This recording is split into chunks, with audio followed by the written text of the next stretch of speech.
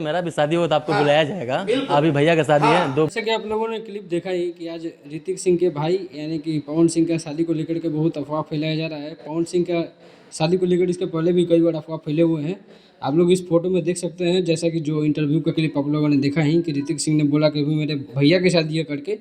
तो आज जो है पवन सिंह की शादी का इस तरह का न्यूज़ वायरल हो रहा है, जबकि सच्चाई आपको बताते हैं कि पवन सिंह आज आरा अपने घर जाने वाले हैं। उनके भाई का तिलक है, यानी ऋतिक सिंह का जो बड़ा भाई है रघु सिंह, उसके शादी का तिलक है आज। और उसी में आज बहुत सारे आर्टिस्ट भी जाने वाले हैं, वहीं पे प्रोग्राम होने वाला है। और पवन सिंह आज किसी भी टाइम में निकल सकते हैं यहाँ से।